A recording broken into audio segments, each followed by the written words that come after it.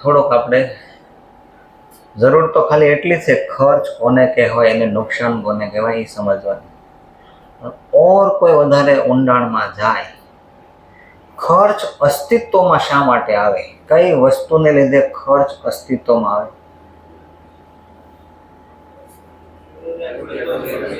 જરૂરિયાત, જેને આપણે ઇંગ્લિશમાં શબ્દ કહી શકીએ ડિઝાયર. આપણી ડિઝાયર ખર્ચો કરવા માટેનું મેઇન બીજ છે. ખર્ચો થાય ને તે એના પાયામાં જાઓ ને તો એક ડિઝાયર હોય.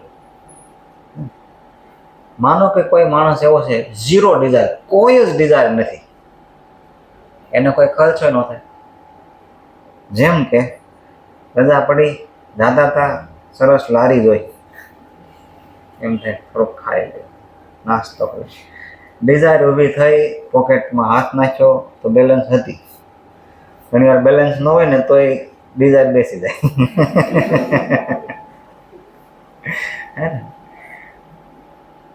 એ ડિઝાયરને પાવર આપે રૂપિયા, અને એ રૂપિયા આપવા તૈયાર થાવી બીકમ એક્સપેન્સ. કુદરતી બનાવટ માણસની એવી છે કે ડિઝાયર થમ્સઅપની બોટલ લઈને આમ બરાબર હલાવવાની અને ખોલવાની, જેટલા ફીણ નીકળે એટલે ડિઝાયર હોય આપણે. ખૂટે જ નહીં. એટલે ખર્ચો બંધ થાય નહીં. હવે ઓર થોડુંક બારીકાઈથી જોયું, 3 વિભાગ પાડવાના. જેમ કે એક ગામડાના વ્યક્તિ છે, એક સુરતના વ્યક્તિ છે, એક મુંબઈના વ્યક્તિ છે. ત્રણેય જગ્યાએ ડિઝાયર પૂરી કરવા માટે ડિઝાયર ઓછી વધારે છે અને પૂરી કરવા માટેના રૂપિયા ઓછા વધારે જોઈએ.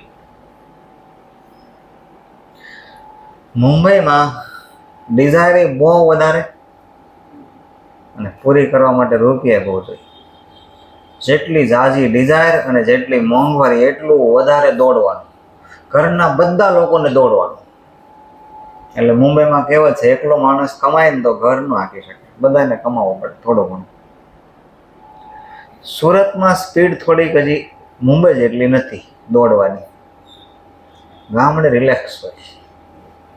એક્ઝામ્પલ આપો તમને, મુંબઈમાં તમે ગમે ત્યારે ફ્યુચરમાં જાઓ અને વરસાદની સિઝનમાં જાઓ, વરસાદ આવ્યો તો કોઈ ઊભું ન રહે, એના બેગમાં વ્યવસ્થા હોય ને, તરત છત્રી કાઢશે અને જવાનું છે, ઊભા નહીં રહે.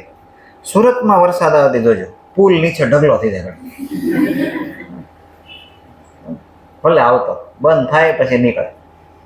ગામડે વરસાદ આવે ને તો રજા, એ દિવસે રજા, ભજીયા બનાવશે અને એન્જોય કરશે.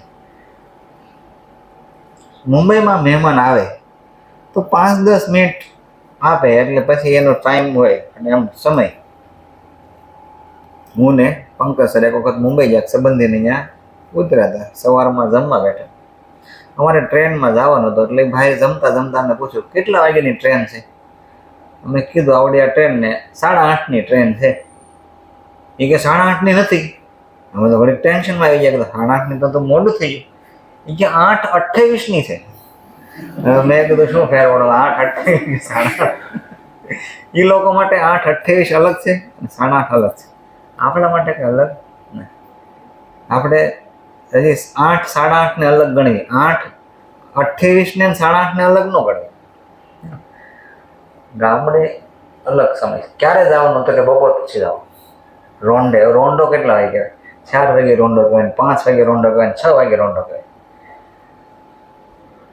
બીકોઝ એની ડિઝાયર ઓછી છે. ડિઝાયર ઓછી છે અને કમ્પેર ટુ ભાવ બધા ઓછા છે. ગામડે મકાન ભાડે લેવું હોય ને 500-700 રૂપિયા ભાડે મકાન મળે, અમુક તો મફત જ મળે, ખાલી રાખવાનું સારું બસ. સુરતમાં એમ ન મળે.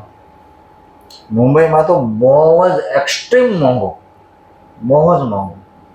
2 બેડરૂમ હોલ કિચન, બહુ પ્રીમિયમ એરિયો નથી કહેતો, મીડિયમ અંધેરી કહેવાય એરિયામાં કોઈ ભાડે લેવા જાય ને 50,000 અંદર ભાડે ન મળે. 70,000, 90,000, લાખ એટલું ભાડું. ડિઝાયર છે ને એ ખર્ચાનું મૂળ છે, મૂળ. અનનેસેસરી ડિઝાયર માણસને પતાવી દે, એવી સત્ય છે. ખોટા ખર્ચા ઊભા થાય. ઓકે, તો ખર્ચ આ વ્યક્તિગત વાત કરી. ધંધામાં તો કેવું હોય, બીજાની જરૂરિયાત પૂરી કરવા માટે, માનો તમે સીએ બનીને ઓફિસ ખોલશો, ક્લાયન્ટની જરૂરિયાત પૂરી કરવા માટે તમારે ખુદની ઘણી જરૂરિયાત પૂરી કરવી પડે. જેમ કે લાઇટ બિલ, તો જરૂરિયાત પ્રમાણે લાઇટ બિલે ભરવું પડે. તમે કહો નહીં, સ્વિચ શરૂ જ નહીં થાય, તો ક્લાયન્ટનું કામ કઈ રીતે કરશે? ઇલેક્ટ્રિસિટી બિલ તો ભરવું જ પડશે. ઝેરોક્સ કરાવવી પડે, ઘસારો લાગે, નાના મોટા કમ્પ્યુટરને, પ્રિન્ટરને, ટેબલને, એ બધું ફર્નિચર વસાવવું પડે, લાટ બધું થાય. તો એક સેવા આપવા માટે સેવા લેવી પણ પડે છે. અને જ્યારે સેવા લ્યો છો ત્યારે ખર્ચો થાય છે, સેવા આપો છો આવક થાય છે. એટલે આ બે ભાગ ધંધાના મસ્ટ રિક્વાયર્ડ ભાગ છે. આવક થાય, આવક માટે તો ધંધો કરવી છે, અને આવક કરવા માટે ખર્ચો ઊભો થાય છે. તો આપણે અમુક નામ જોયા હતા. જે જોયા નામ હતા એ આપણે ખાલી પહેલા ડિસ્કસ ખાલી આમ જ બોલી દઈએ. એક કાર્ટેજ ઇનવર્ડ, અથવા ઓવરવ્યુ જરા લખી દઈએ, સમજાય. કાર્ટેજ ઇનવર્ડ, ગુજરાતી આવક માલ ગાડા ભાડું. આવક માલ ગાડા ભાડું કોને કહેવાય એ ખબર પડવી જોઈએ. ખાલી ગુજરાતી કરવાથી થતો નથી. આનું બીજું પણ નામ હતું કેરેજ ઇનવર્ડ. વર્ષો પહેલા ગાડા હતા, ઘોડા ગાડી, બળદ ગાડી, ગાડા હતા. હવે આવી ગયો યુગ એન્જિનનો, તો ગાડાની જગ્યાએ થઈ ગઈ લારી. ટ્રેક્ટરની પાછળ જે બોગી હોય ને લારી કહેવાય, હે ને? લારી ઇંગ્લિશ થઈ ગયું કેરિયર. એનું ભાડું એટલે કેરેજ, એના ભાડાને કહેવાય કેરેજ. એમ જાવક માલ ગાડા ભાડું શીખ્યા હતા. Cartage outward.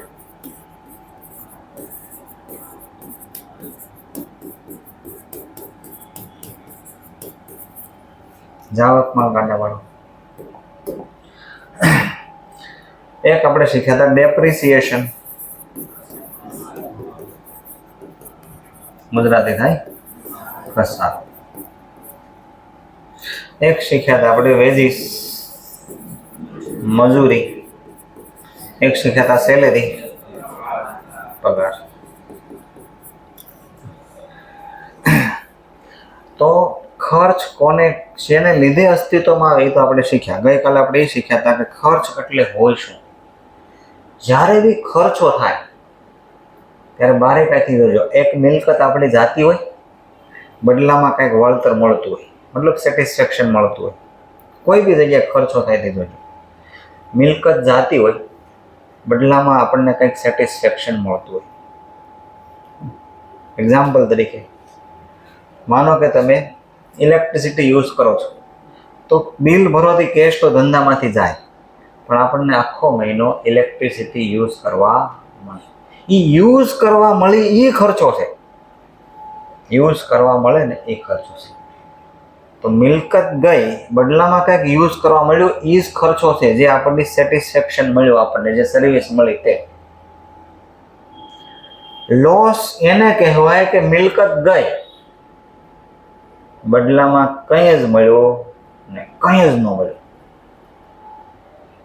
ભવિષ્યમાં પણ મળશે બી નહીં, તો એને કહેવાય લોસ. લોસ એને કહેવાય. આના બધાને આપણે ત્રીજા સ્ટેપ ડિસ્કસ કર્યા હતા, ઘસારો કોને કહેવાય. સૌ પહેલા આપણે ભાગ પાડ્યા મિલકતના બે ભાગ. મિલકતનો મિનિંગ આપ્યો હતો, કોઈ બી વસ્તુ આપણી જરૂરિયાત પૂરી કરી શકે, આપણને ઉપયોગી હોય, બધી જ આપણી મિલકત છે, બધી જ. એક પેન્સિલ પણ બાકાત નથી, પેન્સિલ પણ આપણી મિલકત છે. જ્યાં સુધી કેમ બરફ હોય એ ઘન સ્વરૂપ છે, પણ એમાંથી જેમ પીગળતો જાય, પ્રવાહી બનતો જાય, હે ને, એમ મિલકત એક ઘન સ્વરૂપ જેવું છે. અને પીગળે છે ને જે પાણી બને છે એનું નામ એક્સપેન્સ પડે છે. એનું નામ પડે છે એક્સપેન્સ. જેમ કે એર કન્ડિશનર મિલકત છે, વર્ષ દરમિયાન વાપરવી એટલે એટલું મૂલ્ય ઘટે એનું. એ જેટલું ઘટ્યું એને ઘસારો કહેવાય. વર્ષ દરમિયાન મૂલ્ય ઘટી જાય. તમે એક એસી લીધું 70,000 રૂપિયાનું, એક વર્ષ તમે યુઝ કર્યું, હવે એના 70,000 નો આવે, મૂલ્ય ઘટ્યું, માનો 60 આવે. કેટલા ઘટ્યા? 10. એ જે ઘટ્યા ને એટલો ભાગ ખર્ચ થઈ ગયો. મૂલ્ય જેટલું ઘટ્યું મિલકતનું, બીકમ એક્સપેન્સ. તો ડેપ્રિસિએશનમાં આપણે શીખ્યા હતા, પહેલા તો મિલકત કોને કહેવાય, લાઈફ પ્રમાણે મિલકતના બે વિભાગ પડ્યા હતા કે અમુક મિલકત એવી છે જેનો useful time less than 1 year છે, 1 વર્ષ કરતા ઓછો સમય છે. અમુકનો મોર ધેન 1 યર છે. લેસ ધેન 1 યર હોય એને કરંટ એસેટ કહેવામાં આવે, એને ચાલુ મિલકત કહેવામાં આવે. 1 કરતા વધારે વર્ષ માટે યુઝ થાય એને ફિક્સ એસેટ, સ્થિર મિલકત કહેવામાં આવે. સ્થિરના પાછા બે ભાગ પડે છે, લિમિટેડ લાઈફ, અનલિમિટેડ લાઈફ. 1 વર્ષ કરતા વધારે હોય પણ મર્યાદિત હોય, 2 વર્ષ, 5 વર્ષ, 10 વર્ષ, 15 વર્ષ, 20 વર્ષ, 50 વર્ષ, 100 વર્ષ. અમુકની મર્યાદા જ નથી, અનલિમિટેડ લાઈફ છે. સ્પેશિયલી એક્ઝામ્પલ લઈએ તો લેન્ડ, એની કોઈ લાઈફ મર્યાદિત છે નહીં. તો અમર્યાદિત લાઈફની વસ્તુમાં ઘસારો લાગે નહીં, બિલકુલ ન લાગે, મર્યાદિતમાં લાગે. તો મર્યાદિત લાઈફ વાળી વસ્તુને યુઝ કરવાથી મૂલ્ય ઘટે, અને એ ઘટે એને કહેવાય ઘસારો. મજૂરી શીખ્યા હતા, પગાર શીખ્યા હતા. મજૂરી, જનરલી મજૂરી એક ફિઝિકલ વર્કરને અપાતું વેતન છે. એક મજૂર હોય, જેમ કે આપણે રોડ ઉપર એક અહીંયાથી સામેની બાજુ કેબલ લઈ જવો છે ખાડો ગાળીને, તો આપણે કાપોદરા નાકે જાશું, જેને કામ કરવું હોય એને બોલાવશું, એ કામ કરી દેશે, સાંજે આપણે એને 1000 રૂપિયા આપશું. તો 1000 રૂપિયા આપણે શું આપ્યું કહેવાય એને? ફિઝિકલ વર્કનું વેતન છે. જ્યારે પગાર છે ને મોટા ભાગે સ્કિલ વર્કનું વેતન છે. એમાં સ્કિલ હોય, કે મેનેજર છે તો એને મજૂરી નહીં આપી, મેનેજરને પગાર મળશે. મેનેજર હોય એને પગાર મળે. તો વહીવટી વ્યક્તિ હોય સ્કિલ વાળા હોય, અને વહીવટી વ્યક્તિ સ્કિલ વાળા હોય એટલે આપણે એને પગાર આપીએ છીએ. પગાર એટલે આપણે P&L માં લખીએ છીએ. અને મજૂરી શા માટે વેપાર ખાતામાં લખી? તો ખરીદી કરવી તે માલ સામાન લાવવો હોય તે આપણે શારીરિક તાકાતવાળા ફિઝિકલ વર્કર જોઈએ, સામાન ઉઠાવીને લાવી શકે, એટલે ખરીદીનો ખર્ચો ગણીને એને વેપાર ખાતામાં લખવામાં આવે છે. હવે આપણે શબ્દના લિસ્ટને આગળ વધારશું. અમુક શબ્દને ગુજરાતીમાં પણ ઈસ કહેવી છે, ઇંગ્લિશમાં કહેવી છે. જેમ કે કમિશન.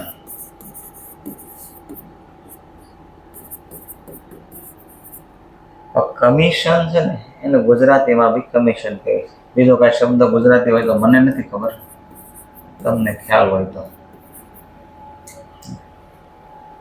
તો કમિશન શું? કમિશન એટલે શું હોય? અમુક શબ્દ આપણે ગઈકાલે શીખ્યા હતા, બહુ કોમન છે પણ નથી આવડતા. એક્ઝામ્પલ મેં તમને આપ્યું, કોઈ સંબંધી ઘરે તમે બહુ વખત ગયા છો, અઠવાડિયામાં 3 વખત જાઓ છો, એને મકાન નંબર નો યાદ હોય એવું થાય. તો કમિશન એટલે શું હોય? ક્યારે ખર્ચો થાય, કયા સંજોગે આ ખર્ચો પેદા થાય?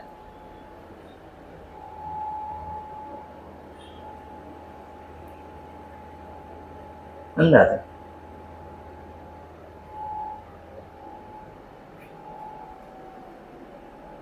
જેટલું સેલિંગ કરે કોઈ કર્મચારી હોય એને એનો કમિશન થોડો ભાગ આપવામાં આવે. Right, example right. ઓર વધારે કઈ? કોઈ પ્રેક્ટિકલ એક્ઝામ્પલ હોય તો બી ઓકે, કે ભાઈ આ કંપની કમિશન આપે આ વ્યક્તિને, વગેરે વગેરે વગેરે.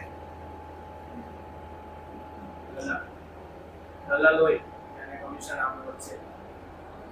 કોઈ મકાનનું સાઇનિંગ અથવા કોઈ કરે તો દલાલી મળે ને કમિશન. દલાલી અને કમિશન એ પાછી લાગે સમાન જેવું પણ થોડુંક અલગ છે બે.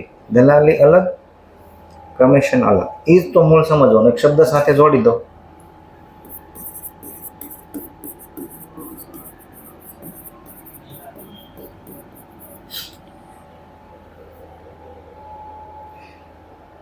મેનેજર હોય એને વેચાણનું ટાર્ગેટ પૂરું કરવામાં આવે તો એને એકમના માલિક તરફથી કમિશન આપવામાં આવે. રાઈટ. એક્ઝામ્પલ ભાઈ ઓર વધારે છે.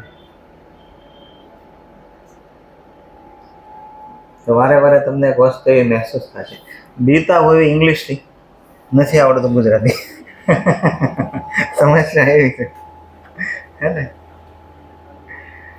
ઇંગ્લિશથી બીતા હોત તો બ્રોકરેજનો દલાલી કહો એટલે પૂરું. એવું નથી. હજી તો આમનોન સ્ટાર્ટ થશે 2-3 દિવસ પછી, તે ખબર પડશે આપણને આમનોન જે આવડતી હતી કંઈક અલગ જ હતી, છે કંઈક અલગ. હા, આપણી આમનોન ફિલિંગ વાળી છે, જે મજા આવે ને એ આવે.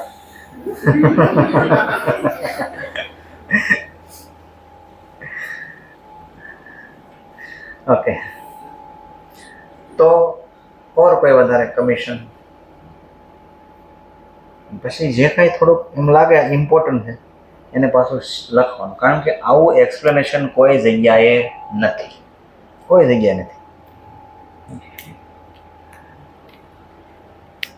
સીએ બનવાના સિક્રેટના 2 શબ્દ છે, એક સમજણ સાથે શીખવાનું અને મેક્સિમમ રિવિઝન કરવાનું. બસ, આનાથી વધારે કંઈ નથી જોતું. અત્યારે શીખવી છે એની મેથડ આપો છો, આ મેથડ જોશે સીએમાં. પેટા 2 ભાગ પડશે. શબ્દ શીખવાની મેથડ 3 સ્ટેપ વાળી છે, ઇંગ્લિશ, ગુજરાતી અને એનું મિનિંગ. ટોપિક શીખશું ને દરેકમાં કારણ શીખવું પડશે. કેમ, એક આમનું લખતા હોય તો આ ખાતું ઉધાર કેમ થયું, આ ખાતું કેમ ખુલ્યું, આ ખાતું કેમ ખુલ્યું, જમા કેમ થયું, કયા કારણથી, એ લોજિક શીખવા પડશે. એટલે આમનું લખી દઈશું તો નહીં આવડે, લોજિક પણ બહુ પરફેક્ટ આવડશે. ઓકે, કમિશનનો મિનિંગ સમજાવું છું, ધ્યાનથી સમજજો. કંપનીને પ્રોડક્ટ વેચવા માટે કોઈ વ્યક્તિ હેલ્પ કરે, જેમ કે ટોયોટા નામની ગાડી છે, કંપની છે, તો એની જે ગાડી છે, માનો ફોર્ચ્યુનર ગાડી છે, તો એક એજન્સી લીધી અને કીધું ભાઈ હું તમારી ગાડી ખરીદીને નથી વેચતો, ખરીદીને વેચે તો નફો મળે, ખરીદીને વેચતો નથી. ખરીદનારને વેચનારને ભેગા કરીને વેચે છે એવું નથી કરતો, કારણ કે વેચનારને હેલ્પ આપે છે એક પ્રકારની. તો એક ગાડી એને સેલ કરી દીધી, તો કંપનીએ કીધું ભાઈ 2% તારા. તો એ કમિશન છે. દલાલી પાછી જુદી છે, દલાલી પણ હમણાં આપણે સમજ્યું. એનાથી વધારે સારું એક્ઝામ્પલ આપો.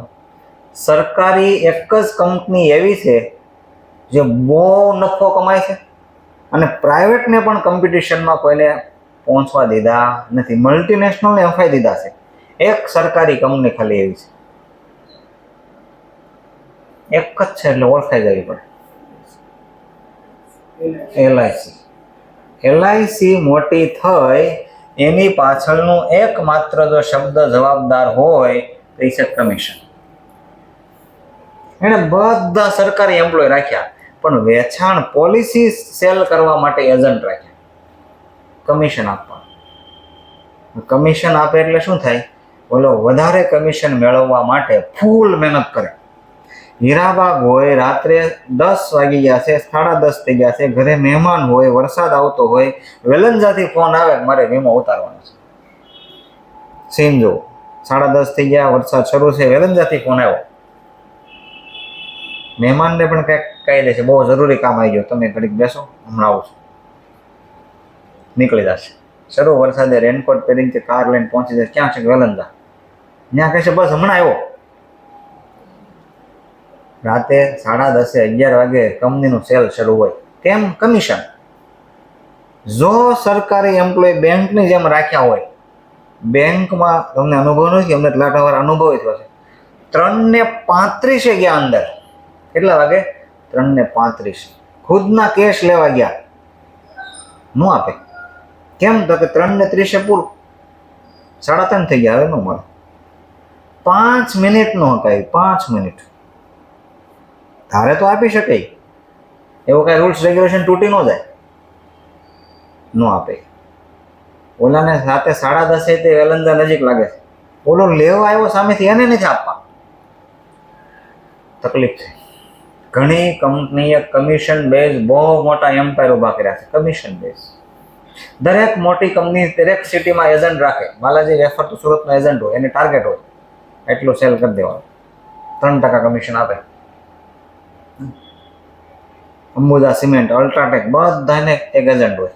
ધંધો ડેવલપ કરવા માટે પ્રેક્ટિકલી આ બહુ જ અગત્યનો શબ્દ છે, કમિશન. તો કમિશનનો મતલબ વસ્તુ વેચવા માટે કંપનીને કોઈ મદદ કરે છે, ખરીદી જ નથી વેચતો, નથી ખરીદનાર વેચનારને ભેગા કરતો, વેચવા માટે સ્પેશિયલ મદદ કરે છે. અને એ મદદના રૂપે કંપની જે પે કરે તો કંપની શું આપ્યું કહેવાય? કમિશન. દલાલીમાં કેવું હોય, આ માર્કેટ ગમે એટલું મોટું થઈ ગયું, કોમ્યુનિકેશન માધ્યમ લાટ બધા આવી ગયા, પણ તેમ છતાં દુનિયામાં ખરીદનાર નથી વેચનારને ઓળખતો અને વેચનાર નથી ખરીદનારને ઓળખતો.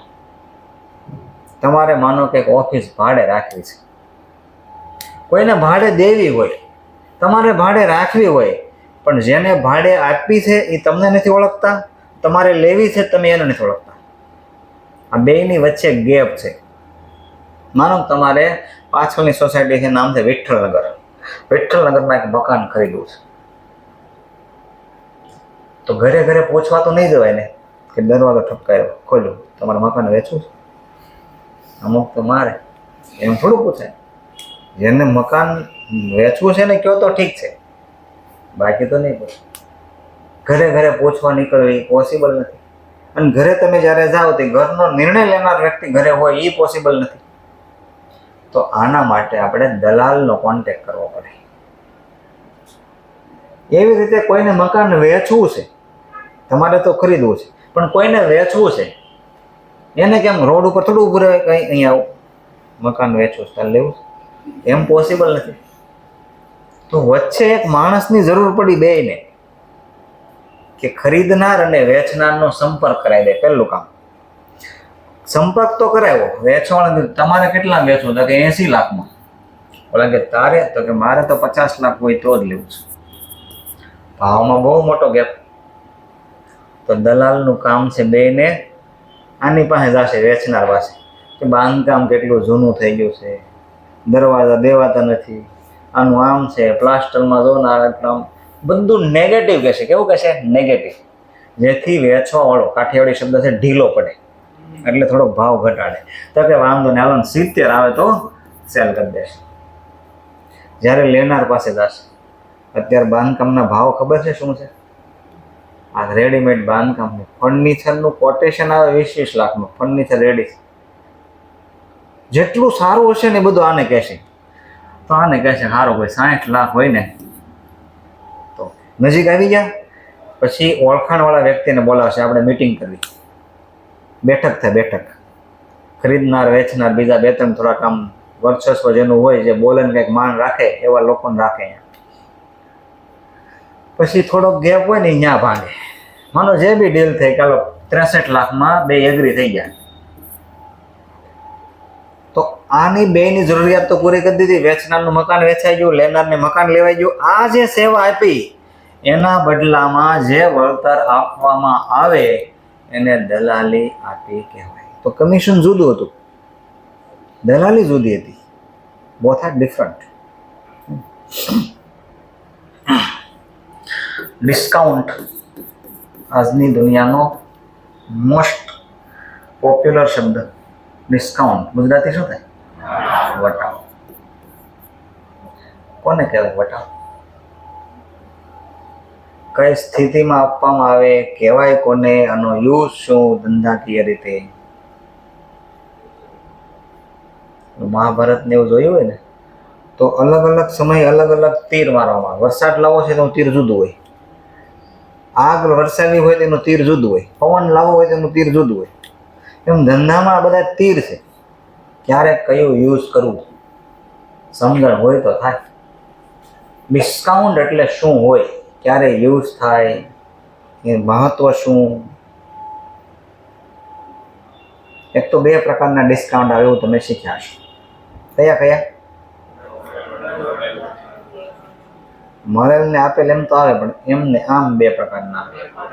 એક રોકડ વટાવ, વેપારી વટાવ. બોખેલું કોને કહેવાય હમણાં સમજજો. એક વટાવની નોંધ થાય, એકની ન થાય. કોની નોંધ થાય? રોકડની થાય, વેપારીની થાય. ઓકે, રોકડ નહીં થાય, વેપારી નહીં થાય. હવે મેઇન મુદ્દો સમજો, શા માટે?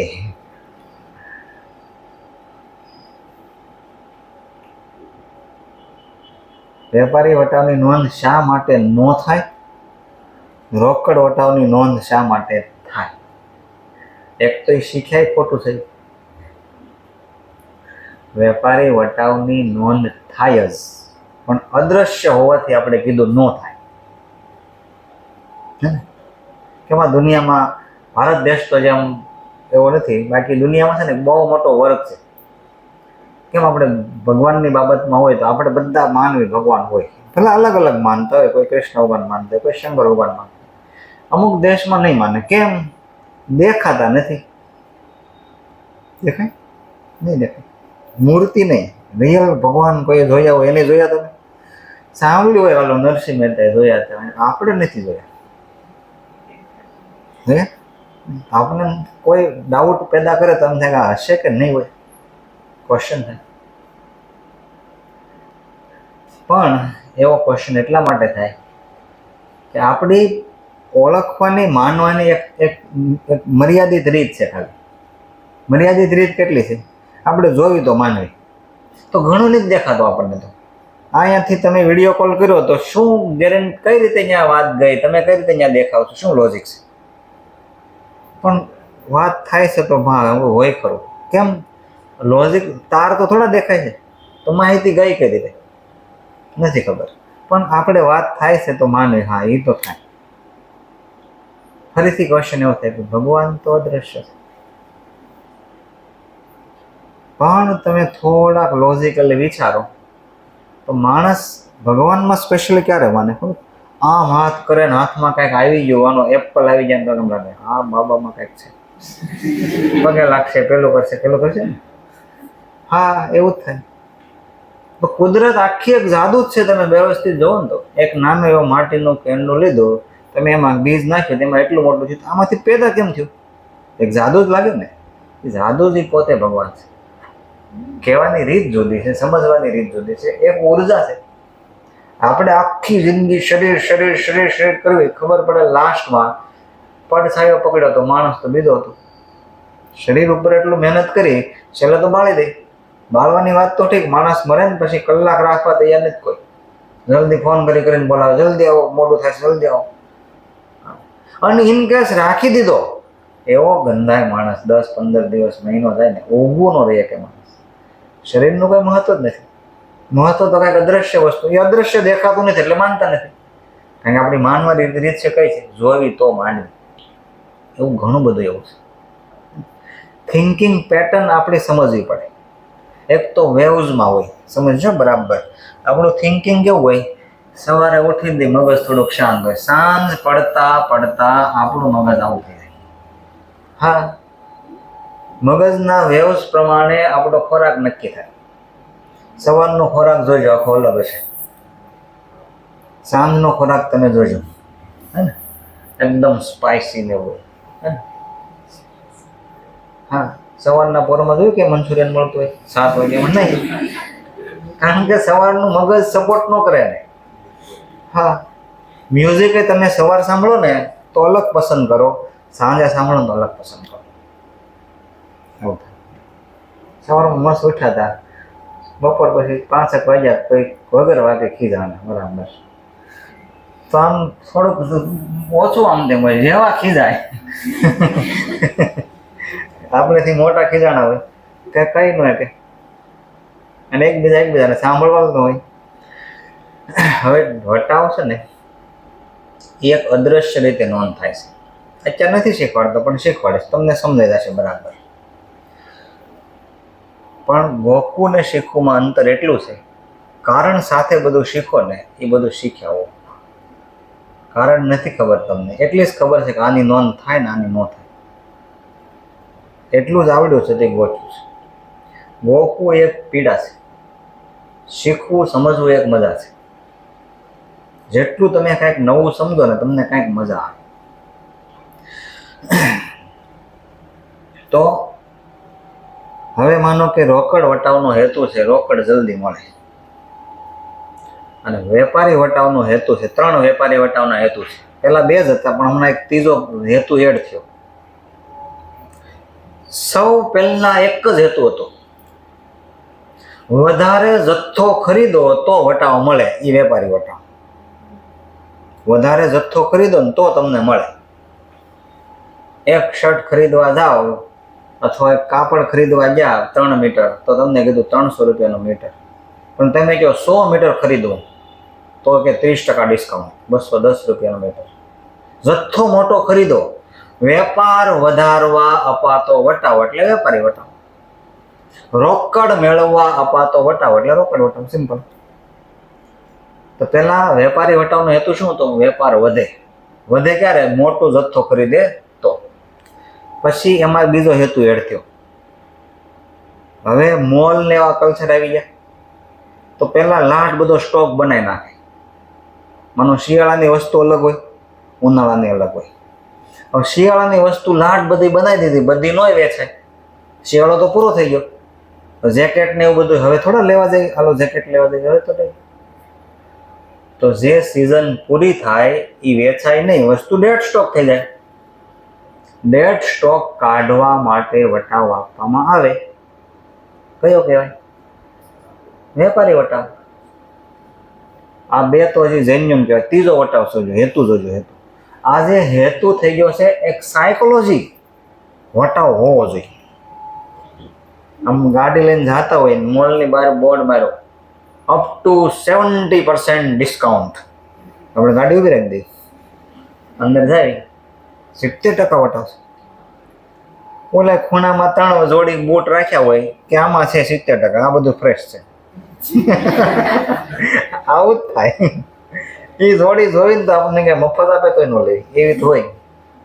પણ ગયા તો ખરા ને દુકાનમાં લાવવા માટે રસ્તો છે ડિસ્કાઉન્ટ અથવા સેટિસ્ફેક્શન આપે. કઈ રીતે સમજો? માણસની એટલી બુદ્ધિ છે. 500 રૂપિયા એમઆરપી વાળી વસ્તુ છે. એટલા 500 રૂપિયા, અને કોઈ ડિસ્કાઉન્ટ નથી વેચાતી. લોકો જોવે ડિસ્કાઉન્ટ તો કે કાંઈ નથી, મુદ્દેશ. બીજો વ્યક્તિ આવ્યો, 1500 એમઆરપી કરી નાખી. કોની? આની જ તે. 60% ડિસ્કાઉન્ટ. હવે ખાલી 600 રૂપિયા મળશે. અને આમાં લખે તે 1500 ચેકો મારે 600. ઓકે, હા થઈ ગયો. આ નહોતું લેવું. આ એ જ વસ્તુ છે, આ સસ્તી છે એટલે હાલે. આ બી એક વેપારી વટાવ છે. અત્યારે આનું કલ્ચર છે, આખો માહોલ આનો છે. તમે ઓનલાઈન કોઈ બી સાઇટ ખોલો, એમેઝોન, ફ્લિપકાર્ટ, મિન્ત્રા, કંઈ પણ, હેવી ડિસ્કાઉન્ટ હોય. 80% ડિસ્કાઉન્ટ. ડિસ્કાઉન્ટ બનાવવામાં આવે, હોય નહીં. આમાંથી આ કેમ બનાવ્યું કે હતું નહીં, બનાવ્યું. લોકોને રિક્વાયરમેન્ટ છે એટલે બનાવવામાં આવે. તો અત્યારે ખાલી આપણે શબ્દ સમજવી, વટાવ. 2 વટાવનું મહત્વ છે. હવે થોડુંક પ્રેક્ટિકલ સેન્સમાં સમજાવો. સુરત બહુ મોટું મેન્યુફેક્ચરિંગ હબ છે. કાઠિયાવાડી બહુ જ માસ્ટર લોકો છે બનાવવામાં. બધું મેન્યુફેક્ચરિંગમાં કિંગ છે બધા. કાપડ જેટલું મેન્યુફેક્ચરિંગ થાય ને, બધું અહીંયા જ બને, હે ને? સાડી ને બધું. પણ વેચવામાં એટલી એક્સપર્ટાઇઝ નથી જેટલી મારવાડી પાસે એક્સપર્ટાઇઝ છે ને, એટલી કાઠિયાવાડી પાસે વેચવાની એક્સપર્ટાઇઝ નથી. તો મારવાડી પાસે છે ને આ બધી સ્કીમ સારી છે. કઈ રીતે? આખું ડિટેલ શીખવાડે છે. જ્યાં ખાલી જરાક ઓવરવ્યુ આપું. એ લોકો છે ને એક સાડીનું હોય છે, 100 સાડીનું પાર્સલ બનાવે. અને એક તો એજન્ટ રાખે, અલગ સિટીના એજન્ટ હોય. એજન્ટને શું આપે? કમિશન આપે. અને પેલાને ડિસ્કાઉન્ટ આપે. 100 સાડી ખરીદીશ ને તો એટલા ટકા ડિસ્કાઉન્ટ. દરેક મોટા સિટીમાં એની પાસે એજન્ટ હોય, અને એજન્ટ મોટા હોલસેલર ગોતી આવે, એને ડિસ્કાઉન્ટ આપે. ડિસ્કાઉન્ટ પોતે જ બનાવતો હોય, પોતે જ એમઆરપી મારતો હોય, જે ડિસ્કાઉન્ટ આપવું આપી શકે. અને ઉધારી હોય તો એજન્ટની જવાબદારી હોય સમયસર કેશ કલેક્ટ કરવાનો. તોય અર્જન્ટ કેશની જરૂર પડી ગઈ તો કેશ ડિસ્કાઉન્ટનો લાભ લેવામાં આવે. 3 મહિના પછી આપણે 10 લાખનું કલેક્શન કોઈ પાસે કરવાનું હતું. ક્યારે? After 3 month. 1.5% મહિનાનું વ્યાજ હોય તો 6.5% વ્યાજ થાય, પેલા ઓફર આપે 6% કેશ ડિસ્કાઉન્ટ, જો અત્યારે પેમેન્ટ આપે તો. ઓલો બેંકમાંથી ઓવરડ્રાફ્ટ લઈને આપી દેશે કે લ્યો 3 મહિનામાં 6.5% વ્યાજ લાગશે, અત્યારે 6% મળ્યા, 1.5%નો ફાયદો થઈ ગયો. તો કેશ ડિસ્કાઉન્ટ આવી રીતે યુઝ કરીને જલ્દી કેશ કલેક્ટ કરી શકાય. ઓકે,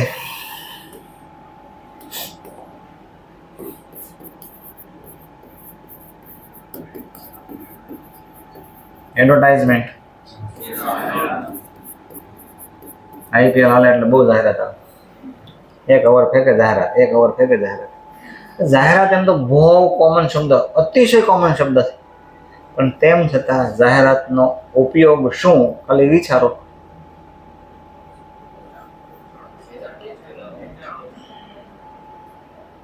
વેચાણ વધારે હોય તો ઓકે, પણ હજી થોડુંક ઊંડાણ જાઓ.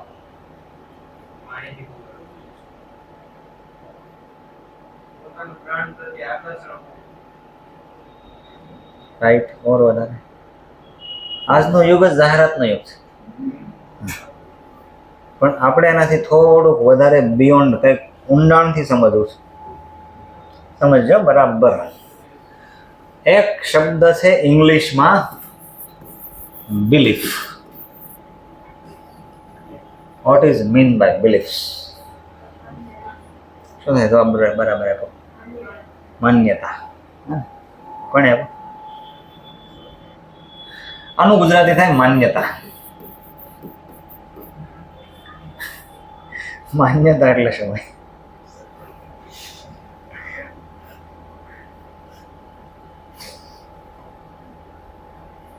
શું હોય માન્યતા એટલે?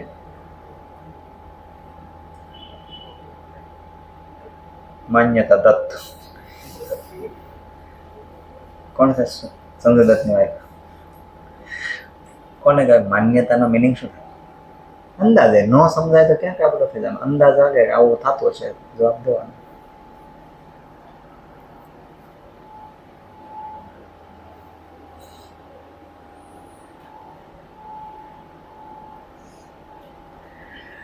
શું થાય ગોહિલ?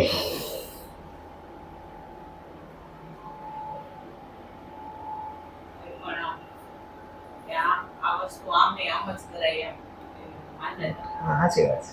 પર વધારે કઈ ઓર્ડર કરી જાય.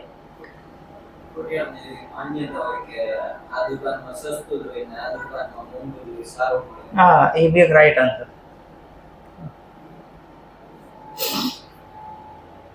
અસંખ્ય માન્યતા છે આમાં, અસંખ્ય અસંખ્ય. જાતા હોય ને કાળા કલરની બિલાડી આગે તો ઘડી ઉભા રહી જાય કે ભાઈ આ અપશકન કહેવાય. માન્યતા વાસ્તવિકતાથી વિરુદ્ધ શબ્દ છે.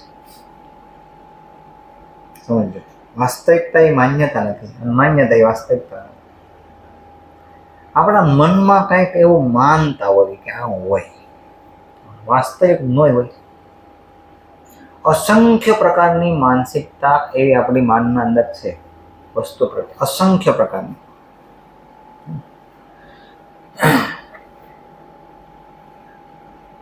હવે એક્ઝામ્પલ આપું કે આપણે બરાબર બીતો ઇંગ્લિશ તો બહુ ડેન્જર, એ પણ એક માન્યતા છે. સીએ નું નામ હોય તે નથી ખબર, એ એટલી જાણતા હોય સીએ બહુ અઘરો, ખબર જ તને આ હોય છે. કોઈ મૂન ઉપરની વાત કરતો હોય, આમ તું કોઈ દી ગયો નહીં, એને સાંભળ્યું હોય એટલે ખાલી બાયપાસ કરતો હોય. માન્યતા આવી વસ્તુ છે. માન્યતા બને કઈ રીતે?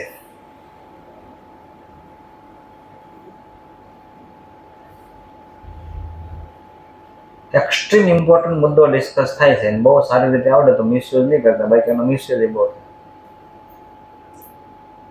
આતંકવાદી પેદા થાય છે ને એ આ બિલીફ સિસ્ટમ બનાવવાથી થાય છે. ખોટી માન્યતાના મગજમાં નાખી દેવામાં આવે. વિડીયો દેખાડે ભારતની પાકિસ્તાન લક્ષ્ય એ દિવસ સમયના અંતે એવા વિડીયો દેખાડે, એવા વિડીયો દેખાડે, ઓલો માનવા મળે કે નહીં હિન્દુ આપણા વિરોધી છે. એટલો સ્ટ્રોંગ રીતે માને, શરીર ઉપર બોમ્બ બાંધીને એમ કે ને વિસ્ફોટ કરવાનો, આત્મઘાતી હુમલો કરવાનો તો રેડી થઈ જાય. બોલો, એટલી એની માન્યતા સ્ટ્રોંગ બેસાડી દેવામાં આવે. હકીકત એ બધું ખોટું હતું. અને આપણા મગજમાં પણ એવું નાખી દેવામાં આવ્યું હોય કે મુસ્લિમ ભારત આઝાદ થયું પહેલા હિન્દુ અને મુસ્લિમ બધા સાથે જ રહેતા, લડતા, એવી આઝાદીની લડાઈ સાથે જ લડતા. પછી ગામડે જાઓ તો એટલો હજી ડિફરન્સ નથી જેટલો અત્યારે પાડી દેવામાં આવ્યો. કોને પેદા કર્યો? પોલિટિશિયન હોય. પહેલા અંગ્રેજ હોય, પછી પોલિટિશિયન. એક માન્યતા છે, મત મેળવવા માટે લોકોના ભાગ પાડવા જરૂરી છે. કોઈ આપણા ઘરે કોઈ પોલિટિશિયન આવીને કઈ હેલ્પ કરવા આવવાનો હોતો નથી, પણ આપણા મગજમાં ખોટી માન્યતા પેદા કરીને આપણા કરીને મત લઈ જાય. કામ થઈ ગયું, કામ પૂરું લેવું જાય. માન્યતા સારી બી માન્યતા હોય છે, એવું નથી કે માન્યતા બધી ખરાબ જ હોય. કેમ પાપ અને પુણ્યની માન્યતા બહુ જ સારી છે કે કોઈને મદદ કરો એટલે બહુ સારું પુણ્ય થાય, લોકો સારું કામ કરે, એ બી એક પોઝિટિવ વસ્તુ છે.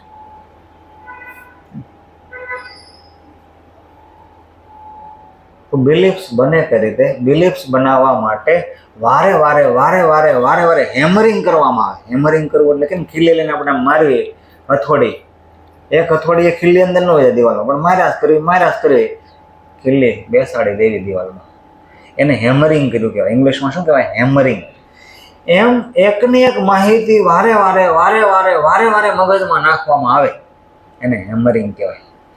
આપણા મનમાં માહિતી જાય એ બિલીફ્સનું પહેલું સ્ટેપ છે. બીજું સ્ટેપ કયું છે? આપણે એક્સેપ્ટ કરી લઈએ, હા વાત તો ઓકે, એટલે બિલીફ બીકમ બિલીફ્સ. બસ કોઈ બી વસ્તુની બિલીફ્સ હોય, વ્યક્તિ જ્યાં સુધી ઓકે ન કરે ત્યાં સુધી માન્યતા બનતી નથી. પણ વારે વારે અંદર માહિતી નાખે એટલે ક્યારેક ઓકે કરી દે, બીકમ બિલીફ્સ. જાહેરાતનું કામ બિલીફ્સ પેદા કરવાનું છે.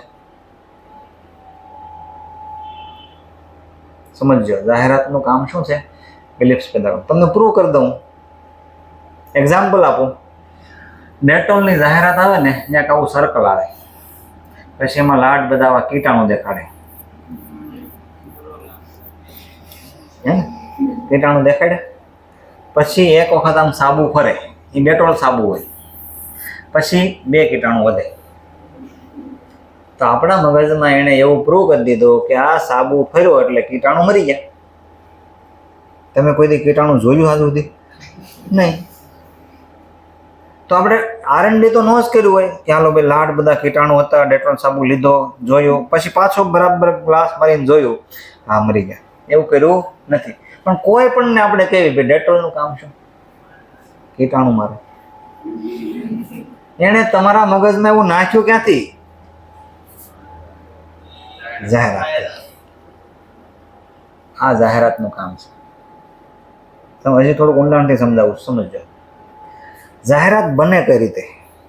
લોકોની ડિઝાયર જાણવામાં આવે. સમજો, માણસની એજમાં છે ને એક એપિક પોઈન્ટ છે, એક એવું કેન્દ્ર બિંદુ છે કે એને આ એક આઈડિયલ એજ છે. તમારી એજ છે ને અત્યારે આઈડિયલ એજ કહેવાય. નાનાને મોટું થવું છે અને મોટાને નાનું થવું છે. આ સેન્ટર છે, તમારી એજ સેન્ટર છે અત્યારે. નાના બાળકો હોય ને, એમાં ખાસ એના મમ્મી પપ્પાને એમ થાય કે જલ્દી મોટા થાય. ડિઝાયર સમજાય ગઈ આવડી આ કંપની વાળાને? પ્રોડક્ટ આવી, કોમ્પ્લેન. હે ને? તો ટીમ આવે, એક બાળક કોમ્પ્લેન ન પીતું હોય, એની જેવડો બીજો કોમ્પ્લેન પીતો હોય, હજી 10 સેકન્ડ થાય ને ત્યાં ઓલો આવડો થઈ જાય. કોઈએ પ્રેક્ટિકલી અખતરો કર્યો કે હાલો 5 વર્ષ સુધી 2 બાળકને અલગ રાખ્યા, એકને કોમ્પ્લેન પાયું, એકને ન પાયું, ડેટા સ્ટેટિસ્ટિક્સ નોંધ કર્યું કે હાલો ભાઈ એટલા સમય એટલો ગ્રોથ થયો, અને રિયલમાં કે કોમ્પ્લેનથી ગ્રોથ વધે નહીં. પણ લોકોને બિલીવ કરાવી દીધું કે નહીં આમ હોય. બિલીફ્સ પેદા થઈ ગઈ. મોટી ઉંમર હોય શું થવું છે? નામ તો સંતૂર એ જાહેરાત આવે. તો સંતૂરમાં એક લેડી એના બાળકને લેવા ગઈ હોય સ્કૂલે. તો લાગે કે આ તો હજી નાની એવી છે, ત્યાં તો એનો છોકરો આવે, એમ થાય કે લે સંતૂર એજ ઘટાડી દે. લાગે સાબુથી એજ ઘટે? નહીં. માથામાં અલગ અલગ રીતે વાળ ખરે, રિયલ ખરવાનું કારણ છે અંદર પૂરા પોષક તત્વો ન હોય. આ રિયલ કારણ છે. પણ આ લોકોને ખબર પડી અલગ અલગ. એટલે કોઈ બી માણસ માથું ધોવે ને આમ ફીણ સામે જોવે, લાટ વાળ છે, દુઃખ થાય કે બહુ વાળ કરી ગયા. બોયઝમાં તો ઠીક છે, ગર્લ્સમાં માથું ધોઈને ઓલે લાટ વાળ તૂટે જ ગેરંટી. જેવો દાંત્યો જોવે એમાં વ્હાઇટ કલરના દાંત્યો નહીં રાખવાનો, દુઃખ વધારે થાય. બ્લેક રાખવાનો, થોડુંક ઓછું દુઃખ થાય. એ દુઃખ થાય કંપનીને ખબર પડી ગઈ કે ભાઈ આ એને ગમતું નથી. તો જાહેરાત આવે સનસિલ્ક. શિલ્પા શેટ્ટી આવે, માથું ધોઈને દાંતીઓ મૂકે ને તો જાતે જાતે પડી જાય. તો એવું પ્રૂવ થઈ જાય ઓલાને કે આ શેમ્પુ વાપરવી તો આ પ્રોબ્લેમ સોલ્વ. હા, એકને ખોડવાની તકલીફ હોય એટલે કાંઈ માથે અડે તો નીચે એવો કલર રાખે. વ્હાઈટ શર્ટ હોય તો ખબર ન પડે ખોડો કઈ હોય તો, પણ બ્લુ ને એવો કલર રાખે જેમાં તરત દેખાય બ્લેક ને જોવે. જેના માથામાંથી ખોડો ખર્યો હોય એને બિચારાને નાનક લાગે થોડી. એટલે કંપનીવાળા એને લગતી પ્રોડક્ટ બનાવે કે પહેલાં એક હીરો હોય, એના માથામાંથી ખોડો થતો હોય, પછી હેડ એન્ડ શોલ્ડરથી માથું ધોવે, પછી ગમે માથું આમ કરે ન કરે. શું થયું? એ બિલીફ્સ બની ગઈ. જાહેરાતનું રિયલ કામ આ છે. બારીકાઈથી જોજો. હવે કોઈ બી વખતે જાહેરાત જો ને તમને કાંઈક તમારા મગજમાં એ લોકો બિલીફ્સ બનાવતા હોય અને હેમરિંગ કરીને એક જ દિવસમાં બને નહીં. પેલા બિચારા ધર્મવાળા બહુ મહેનત કરતા, તે થોડીક બિલીફ્સ બનતી. ધર્મવાળાથી એટલી મહેનત નથી બનતી, કંપનીવાળા બનાવી દે. ગમે જે બિલીફ્સ બનાવી હોય બનાવી દે. કંપનીવાળાની એટલે તાકાત છે, કારણ કે મીડિયા હાથ માર્યું ને એટલા માટે. ઓકે, તો જાહેરાતનો હવે રિયલ મતલબ ખબર પડે. જાહેરાત એટલે અત્યારના યુગમાં એક બિલીફ્સ બનાવવાનું કામ કરે પ્રોડક્ટની માટે, કે આપણા મનમાં આપણને માનતા કરી દે કે હા આના માટે છે ને આવું જ છે. કોઈને ખોડો થયો હોય તો એમ કે ભાઈ હેડ એન્ડ શોલ્ડર લેવાય, એ બીજું શેમ્પુ નહીં લે. કેમ? એના મગજમાં એવું નાખી દીધું છે. આજથી ખાલી 60 વર્ષ પહેલાનો યુગ તમને કહું છું, 60 વર્ષ પહેલાનો યુગ સાબુ જ નહોતા. સાબુ હતા જ નહીં. વિધાઉટ સાબુ કોઈ જ સાબુ નહોતા. શેમ્પુ તો નામે નહોતું આવ્યું. બધા જીવતા જ હતા. સાબુ આવ્યા તો પેલા સાબુ નહોતા આવ્યા. સાબુનું મટીરિયલ મળતું થયું. એનો પાવડર હોય, એનું કેમિકલ ને બધું મિક્સ કરવાનું. એટલે મોહનથાળ બનાવવાનું કેમ પેલું ઢાળે એમ ઢાળવાનું. હા, એમ જ. પછી કાપવાનું અને સાબુ વાપરવાનું. માથું ધોવાય એ જ સાબુ, નાહવા માટે એ, કપડાં ધોવાય, ઓલરાઉન્ડર એક સાબુ. સમય જાતા ભાગ પડ્યા. માથું ધોવાનો સાબુ જુદો, નાહવાનો જુદો, કપડાં ધોવાનો જુદો, વાસણ ધોવાનો જુદો. ભાગ પડ્યા એમાંથી ભાગ પડ્યા. નાહવાનો સાબુ હતો ને એમ પછી ભાગ પડ્યા. હે ને? બ્યુટી માટેનો સોપ જુદો, કીટાણુ માટેનો જુદો, સોફ્ટનેસ માટેનો જુદો. નાના બાળકો તો કે જોન્સન એન્ડ જોન્સન. હા, વારે વારે જાહેરાત આવે કે નાનું બાળક હોય તો ઓનલી એક જ સાબુ, જોન્સન એન્ડ જોન્સન. તમે જોજો, એકદમ નાનું બાળક હોય 2-3 મહિનાનું, 4 મહિનાનું, કયા સાબુ નવડાવે? Johnson and Johnson. વાય? જાહેરાત. નકર ક્યાં કોઈ R&D કર્યું હતું કે હા ભાઈ આ તો બાળકની સ્કિન માટે બહુ સારું? કંઈ જ નહોતું. રિયલમાં જ્યારે સાબુની દુનિયા નહોતી ને ત્યારે હોળી ધૂળેટી ઉપર કેસુડાના ફૂલ હોય ને એ બહુ ખીલે, એકદમ કેસરી થઈ જાય ઝાડ. એ પાડે, સૂકવે, ગરમ પાણી કરે, એમાં ફૂલ નાખે અને એ જે પાણી હોય સ્કિન માટે અલ્ટિમેટ હેલ્પફુલ હોય. પેલા બાળકને એ પાણીએ રાખીને નવડાવતા. આ વાસ્તવિકતા. આ કેમિકલ છે, કેમિકલ. ટૂથપેસ્ટ બિલીફ્સ પેદા કરે. દાઢ દુખતી હોય તો જાહેરાત આવે કે આ તમારા નાના બાળકોની સમસ્યા જુદી હોય તો એના માટે પેપ્સોડન્ટ. હે ને? કોઈને શ્વાસમાં દુર્ગંધ હોય તો ક્લોઝઅપ આવે, હોય તો હા. જો કોલગેટ ને તો આ બધી ટૂથપેસ્ટ એટલી જ પાવરફુલ હોય તો ડેન્ટિસ્ટના દવાખાના બંધ થઈ જવા જોઈએ. કયો માણસ છે આજે સિટીમાં જે ટૂથપેસ્ટ નથી વાપરતો? બધા જ વાપરે છે. ડેન્ટિસ્ટને અહીંયા ક્યારેક જાઓ, કલાક 3-3 કલાકની 2-2 કલાકની લાઈન હોય, વારો ન આવે. મતલબ ટૂથપેસ્ટ ફેલ છે, પણ સક્સેસ ક્યાં છે? બિલીફ્સ બનાવવામાં, માન્યતા બધા. જાહેરાત આજના ધંધાનો સેન્ટ્રલ પોઈન્ટ છે. Central point. પેપ્સીન, કોકા-કોલા કે જાહેરાત નથી કરવાની, 5 વર્ષમાં ઉઠી જાય કંપની. 5 વર્ષનો લાગે અને 5 વર્ષનો વધારે પોછું બંધ થઈ જાય તરત. થોડુંક વધારે ઊંડાણથી જોવું બધું શું થાય છે. ઓકે,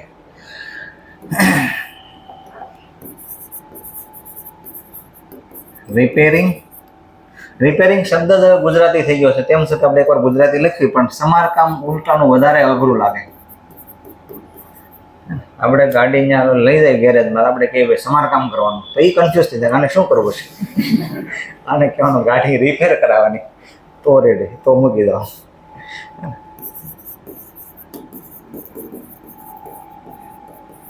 મેન્ટેનન્સ પણ ગુજરાતી જેવું જ થઈ ગયું છે, પણ તેમ છતાં ગુજરાતી લખ્યું છે.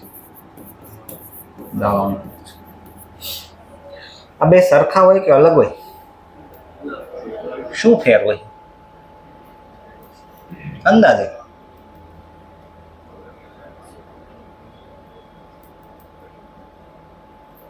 રિપેરિંગ અને મેન્ટેનન્સમાં ડિફરન્સ શું હોય?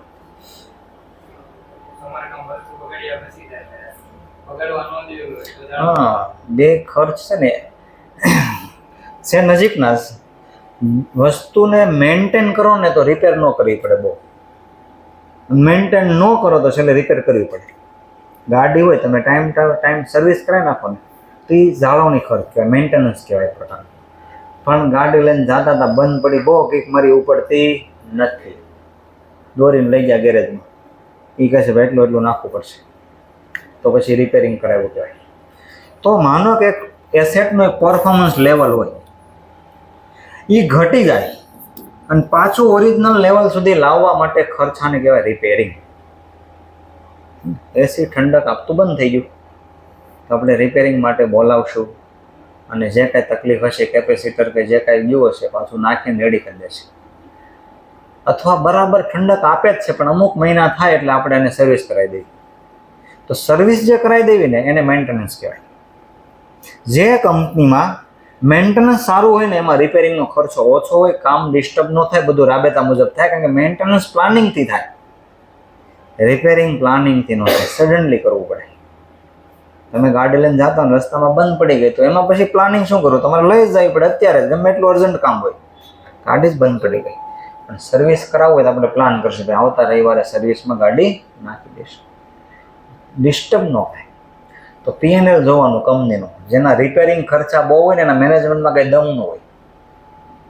રિપેરિંગ ખર્ચા બહુ હોય એ મેનેજમેન્ટ બરાબર ક્વોલિટીવાળું નહીં કહેવાય. આપણે ભલે મેનેજમેન્ટને ઓળખતા નથી, પણ P&L ઉપરથી જાણી શકીએ કેવી ક્વોલિટી છે મેનેજમેન્ટની.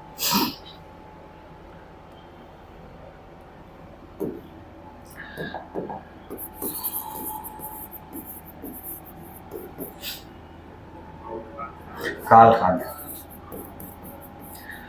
આપણે ઉધારમાં માલ સેલ કર્યો હોય, અમુક રૂપિયા આવ્યા, બાકીના રૂપિયા આવ્યા નહીં, આવે એમાંય નથી.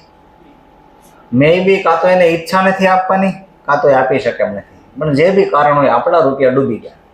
જેનો શુદ્ધ ગુજરાતી શબ્દ ગાલખાદ, ઇંગ્લિશ શબ્દ બેડ ડેટ. મિનિંગ આપણને ખ્યાલ છે.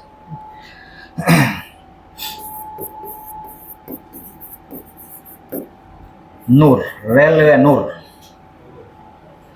રેલવેમાં કાંઈ સામાન લાવવામાં આવે, અંબુજા સિમેન્ટ છે એ જે ફેક્ટરી હોય એ આખી માલગાડી હોય ને ભરી દે આખી સિમેન્ટથી, અને માનો ત્યાંથી લઈ ગયા મુંબઈ. તો મુંબઈ એ સિમેન્ટ લઈ જવા માટે અંબુજા સિમેન્ટને ભાડું આપવું પડે. અંબુજા સિમેન્ટ ભાડું આપશે રેલવેવાળાને, તો શું આપ્યું કહેવાય? રેલવે નૂર આપ્યું કહેવાય, ફ્રેટ આપ્યું કહેવાય. ઓક્ટ્રોય, જકાત. શું હોય જકાત એટલે?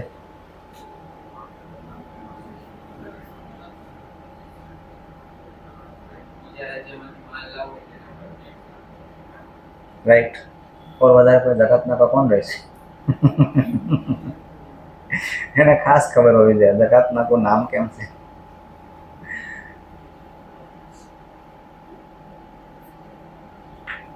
સમજાવું.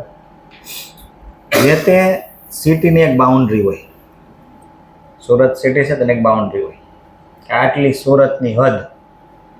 સુરતની જે હદ છે એની બહારથી કોઈ સામાન અંદર લાવવો હોય તો જે રોડ હોય ને ત્યાં એક ઓફિસ હોય, એને જકાત નાકો કહેવાય.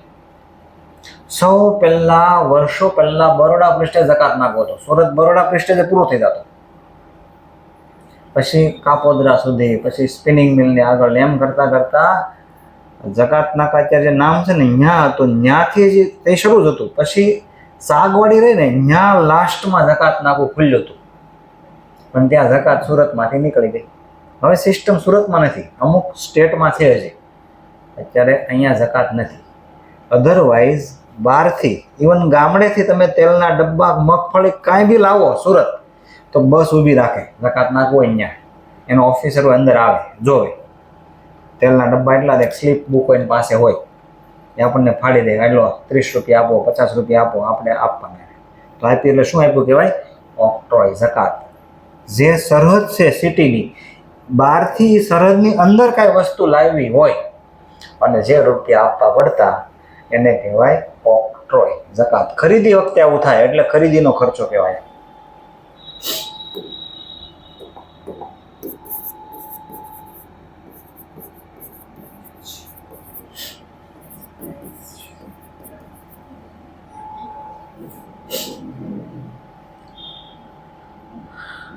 કોને કહેવાય? ડેમરેજ.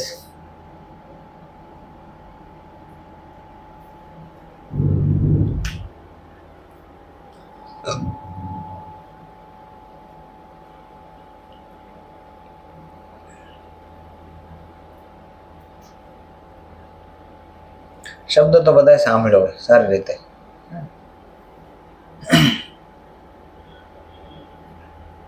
અંદાજ કઈ ડેમરેજનો?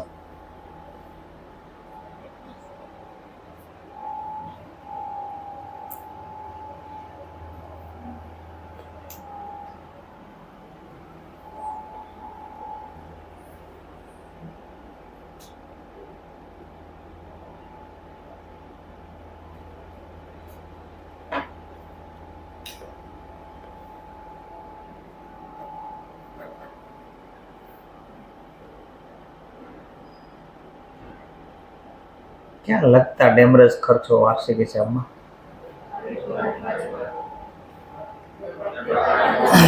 વેપાર ખાતામાં. એ ખર્ચો ક્યારે લાગે? થોડો ઘણો અંદાજ તો હોય જ, એકદમ ન ખબર હોય એવું નહીં હોય.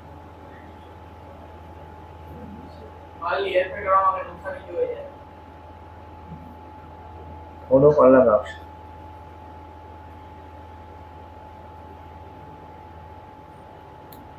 બોરડ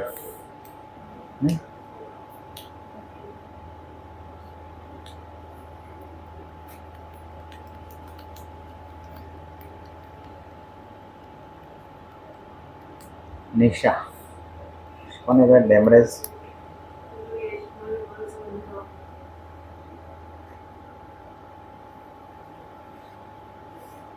और कोई?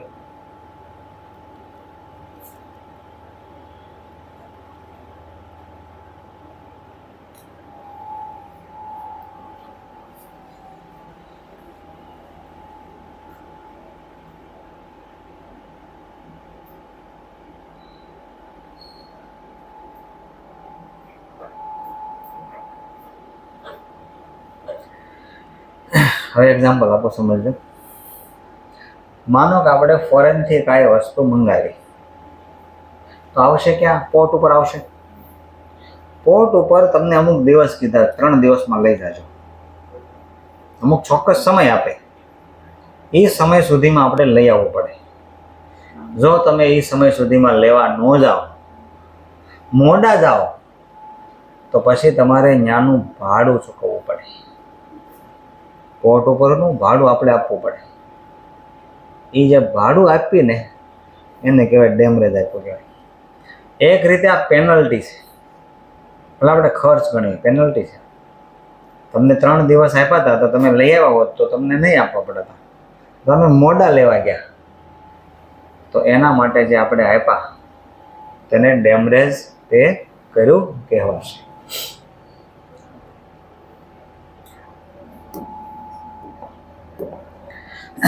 હવે 3-4 શબ્દ સાથે લખું છું. એમાં દેખાય આખા અલગ પણ એમાં એક સિમિલારિટી છે, ધ્યાનથી ખાસ સમજવા. એક તો આપણે લખશું રેન્ટ, ભાડું. એક લખશું ઇન્ટરેસ્ટ, વ્યાજ. એક લખ્યો તો એ શબ્દ રિપીટ કરું છું, ડિસ્કાઉન્ટ, વટાવ. એક લખું છું રોયલ્ટી, ગુજરાતી પણ રોયલ્ટી કહીશ. આ ચારેય શબ્દ આખા ડિફરન્ટ છે. ગુજરાતી સંપૂર્ણ ડિફરન્ટ છે પણ બનાવટનો આધાર સરખો છે. કેમ દાળ જુદી હોય પણ મૂળ એનું એક જગ્યાએ છે. પહેલા આપણે ખાલી મિનિંગ સમજી લઈએ. મિનિંગની સાથે ખર્ચો શા માટે કહેવાય એ પણ સમજવું પડશે. રેન્ટ એટલે ભાડું, તો કે ભાડાને ખર્ચો શા માટે કહેવાય? તો આપણો કોમન શબ્દ શું હોય જવાબનો? ભરવું પડે એટલે નહીં.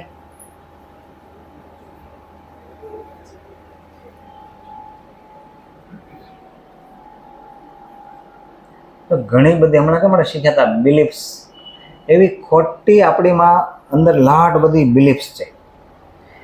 ભણવું શું એ પણ એક ખોટી બિલીફ્સ છે. સમજજો. લોકો એવું માને છે ગોખી નાખવું, લખી આવવું, ભૂલી જવું એને ભણ્યા કહેવાય. નહીં, 90% પ્રોસેસ તો આવી જ થાય છે. આખા ઇન્ડિયામાં કહો તો ઇન્ડિયામાં ને ગુજરાતમાં કહો તો ગુજરાતમાં. આખું વર્ષ ગોખ્યાસ કરે. છેલ્લે એક્ઝામનો દિવસ હોય તો ટોપલો લઈને કેમ ઠેલી આવે ઘરે, રિઝલ્ટના દિવસે એ ખબર નથી હોતી. શીખવું, ગોખવું ડિફરન્ટ વસ્તુ છે. કંઈક શીખવું એ એજ્યુકેશન કહેવાય. યાદ રાખી લેવું, ગોખી નાખવું એને એજ્યુકેશન નહીં કહેવાય. અને આજના ટેકનોલોજીના યુગમાં તો ગોખવાનું કોઈ સ્થાન જ ન હોવું જોઈએ. આપણે તો ટેકનોલોજી અત્યારે આવી ગઈ, કાંઈ ગોખવાની જરૂર જ નથી. કાંઈ ગોખવું પડે એમ નથી. સમજવાની જરૂર છે કારણ કે ટેકનોલોજી એ ન કરી શકે, એ આપણે કરવું પડે.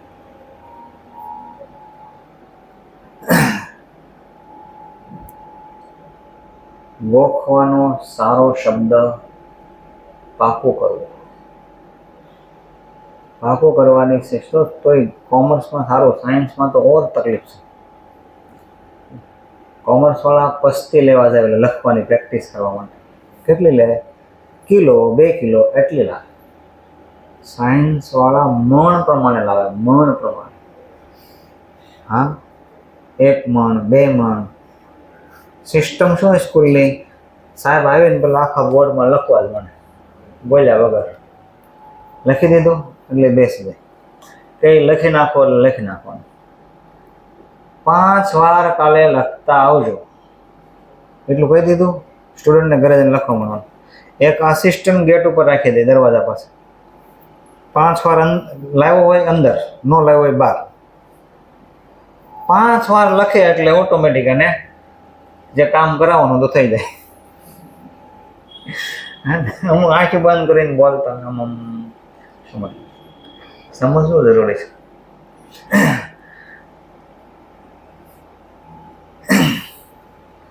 જો ભાડું તો આપણને બહુ બધી કોમન રીતે ખબર છે. ભાડું એટલે આપણે જ ભાડાના મકાનમાં રહીએ છીએ, મહિને આપીએ છીએ, હવે સ્પષ્ટ ખબર છે. કોઈ દુકાન અકાવતા હોય કોઈના ફાધર, એનું ભાડું ભરતા હોય, ભાડે હોય તો તો ભાડાનો મતલબ સમજાવું છું. કોઈ અન્યની મિલકત યુઝ કરવા માટે આપણે લેવી ને તો એક પ્રકારે આપણે સર્વિસ લીધી કહેવાય, એક સેવા લીધી, સેટિસ્ફેક્શન લીધું. એ જે લીધું એના ભાગ રૂપે આપણે ખર્ચો થયો એનું નામ પડ્યું છે ભાડું. અહીંયા કંઈ જ ફ્રી નથી, બધું જ પેડ છે, બધું જ. કોઈનું મકાન લીધું, કોઈની મિલકત કહેવાય. મકાન એટલે કોઈની મિલકત તમે યુઝ કરવા લીધી, પરમેનન્ટ નહીં, ખાલી યુઝ કરવા, મહિનો 2 મહિના 6 મહિના કે વર્ષ. બદલામાં આપ્યું, શું કીધું આપ્યું? ભાડું. કોઈના કેશ હતા એ તમે લીધા, લીધી તો મિલકત જ ને, તો એના માટે તમે આપ્યું શું કહેવાય? વ્યાજ. ડિસ્કાઉન્ટ એ વ્યાજ જેવું જ છે, સમજજો. આફ્ટર 3 મંથ જે કેશ મળવાના હતા, ક્યારે મળવાના હતા? After 3 month. એ તમને આજ મળી ગયા તો તમને 3 મહિના માટે એના કેશ વાપરવા મળ્યા કહેવાય કે ન કહેવાય? બારીકાઈથી જુઓ, આ એપ્રિલ મહિનો છે, મે, જૂન, જુલાઈ મહિનામાં તમારે ગ્રાહક પાસેથી કેશ લેવાના હતા, એવી આપણે ડીલ થઈ હતી, 90 દિવસે રૂપિયા આપશે. એની બદલે એને આજ આપી દીધા, તો કેટલો સમય તમને એક્સ્ટ્રા યુઝ કરવા મળ્યા? 3 મહિના મળ્યા. તો બીજાની મિલકત યુઝ કરવા મળી એટલે એક ખર્ચો લાગ્યો, ડિસ્કાઉન્ટ. નહોતા લેવાના અને લીધા યુઝ કરવા તો વ્યાજ. લેવાના જ હતા આફ્ટર સમ ટાઈમ અને અત્યારે લઈ લીધા તો વટાવ. રોયલ્ટી એટલે શું? આની જેવો જ ખર્ચો છે એટલે મેં સાથે લખ્યો, કલર એક જ રાખ્યો બધાને.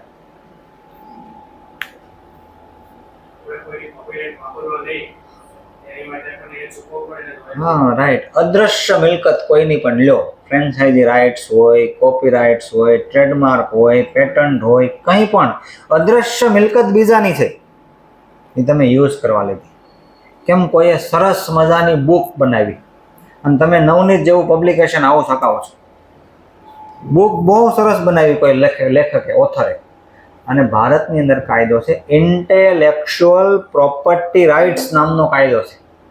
ઇન્ટેલેક્ચ્યુઅલ પ્રોપર્ટી રાઇટ્સના કાયદા હેઠળ તમે પણ કોઈ સારી બુક બનાવો યુનિક મહેનત કરીને તો તમને એના કોપીરાઇટ્સ મળે.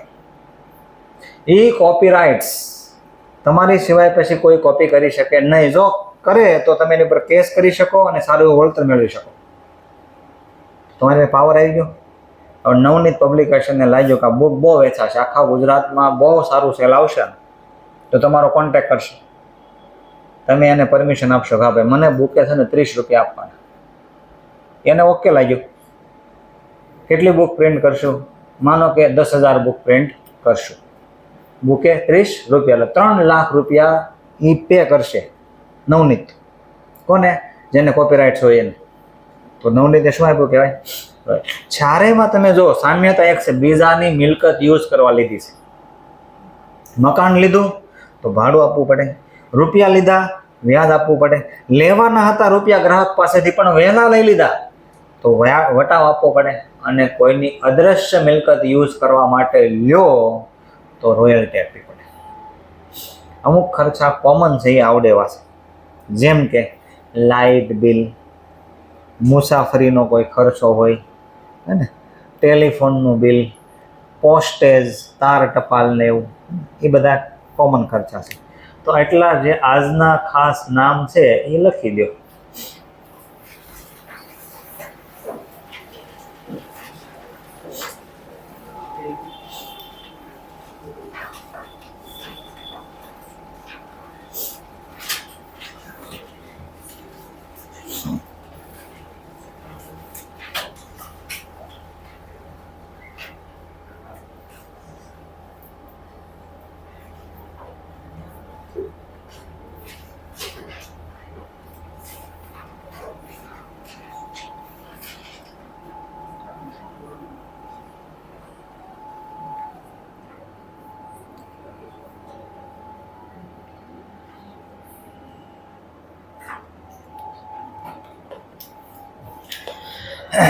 એક શબ્દ હજી લખશું, સબસ્ક્રિપ્શન.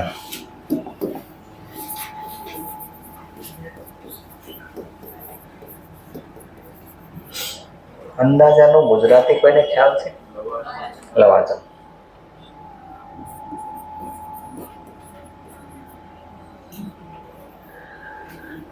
આ ગુજરાતી થયું મિનિંગ.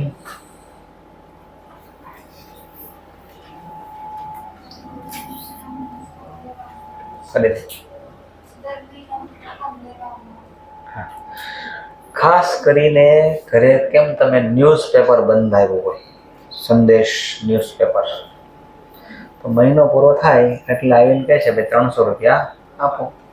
એ 300 રૂપિયા આપ્યા એને શું આપ્યું કહેવાય? સબસ્ક્રિપ્શન. કોઈના ઘરે મેગેઝિન આવતા હોય, બહુ મસ્ત મસ્ત અમુક મેગેઝિન આવે, સફારી ને એવા બધી અલગ અલગ જાસૂસી બધી સંસ્થા હોય, મોસાદની એના બધા મિશનની સ્ટોરીઓ આવે. તો માનો કે એ વર્ષ પ્રમાણે હોય, તો વર્ષના માનો 1500 રૂપિયા પે કર્યા તો શું આપ્યું કહેવાય? સબસ્ક્રિપ્શન. કોઈ સંસ્થા હોય એ અલગ અલગ આવા પ્રકાશન બહાર પાડતી હોય તો એનું સબસ્ક્રિપ્શન ભરવી એટલે લવાજમ ભરવી એટલે આપણને મેગેઝિન કે પેપર કે બધું મળે. હવે ખર્ચા આવડે ને એટલે આવક આવડે છે, કારણ કે ખર્ચાનો બીજો ભાગ જ આવક છે. આપણે કોઈને દલાલી આપી તો બીજાને દલાલી મળે, આપણો ખર્ચો એની આવક. આપણે કોઈને ભાડું પે કરશું તો બીજાને મળશે, એકનો ખર્ચો બીજાની આવક છે. તો આપણે હવે આવકનો એક લિસ્ટ બનાવશું.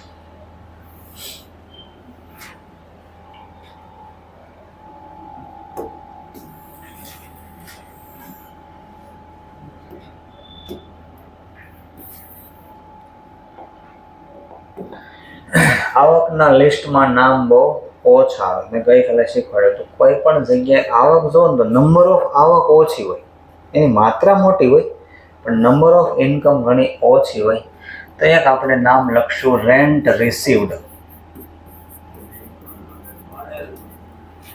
તો મળેલ ભાડું.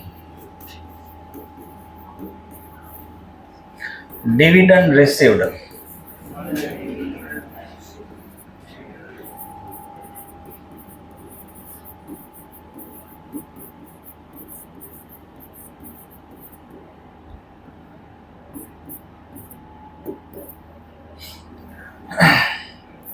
brokerage received,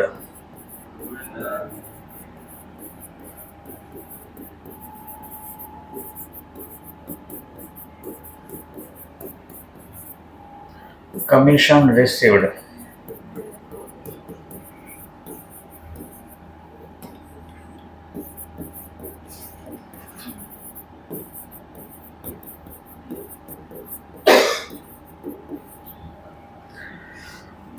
બેડ ડેટમાં રિસીવ્ડ નહીં આવે, રિકવર્ડ.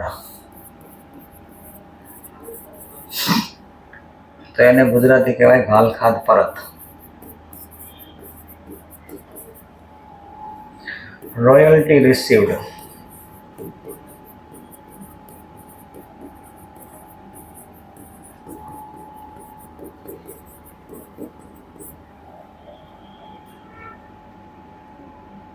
subscription received,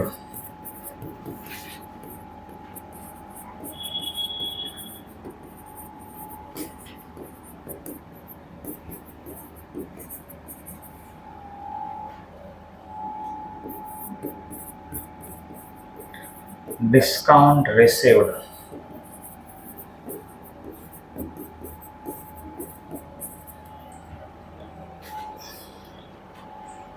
તો આ બધા નામ આપણે જોયું. રેન્ટ કોને કહેવાય?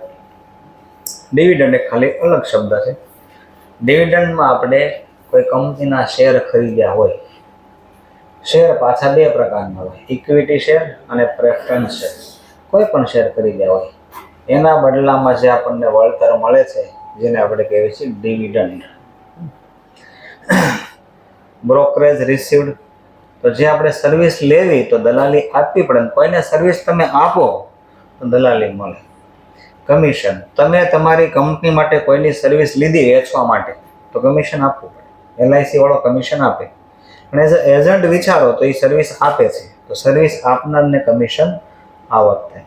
રૂપિયા ડૂબી ગયા હતા, આવે એમ નહોતા, માંડી વાળા, એટલા માટે માંડી વાળવા પડે, કારણ કે ઉઘરાણીનો ખર્ચ બંધ થાય. જ્યાં સુધી માંડી ન વાળો ને ત્યાં સુધી આપણો કલેક્શનનો માણસને ધક્કા ખાધા કરે, ફોન કર્યા કરે, ખર્ચો થાય ઉલટાનો, મળે નહીં કાંઈ. તો છેલ્લે નક્કી કરી માંડેવાળો બંધ કરો ખાતું. પણ એવું ખાતું બંધ કર્યું હતું જે ગ્રાહક હતો એ જેન્યુન હતો, પાછા એની પાસે કોઈ રીતે રૂપિયા આવ્યા, ધંધો સેટ થયો ને કોઈ બી, તો ડૂબેલા રૂપિયામાંથી એને પેમેન્ટ કર્યું, તો એને કહેવાય bad debt recovery. Royalty received, તમારી પાસે કોપીરાઇટ પેટર્ન કંઈ પણ હોય અને તમે બીજાને યુઝ કરવા માટે આપો અને જે વળતર મળે એને કહેવાય રોયલ્ટી રિસીવ્ડ. તમે ખુદ પબ્લિકેશન ન્યૂઝપેપર કે મેગેઝિન બહાર પાડતા હો અને જે તમને મળે તો કહેવાય સબસ્ક્રિપ્શન રિસીવ્ડ. ડિસ્કાઉન્ટ રિસીવ્ડ, તમે કોઈને પેમેન્ટ વહેલા કરી દીધું તો તમારા કેશ તમારો જે સપ્લાયર હશે ને એને યુઝ કરવા મળશે, તો એના બદલામાં તમને જે વળતર મળ્યું એને કહેવાય ડિસ્કાઉન્ટ રિસીવ્ડ. પેમેન્ટ વહેલું કરવી તો ડિસ્કાઉન્ટ આપણે આવક તરીકે લખવી, અને પેમેન્ટ વહેલું મળી જાય તો ડિસ્કાઉન્ટ ખર્ચ તરીકે લખાય. આપણે બહુ ડિટેલ શીખશું, અત્યારે ખાલી આના નામ શીખ્યા. લખી દો નામ. આ બધા ખાતા છે ને છે ઇન્કમના, આવક ખાતા છે આપણે. ઇન્કમનું બીજું નામ છે રેવન્યુ. રેવન્યુને પણ આવક કહેવામાં આવશે.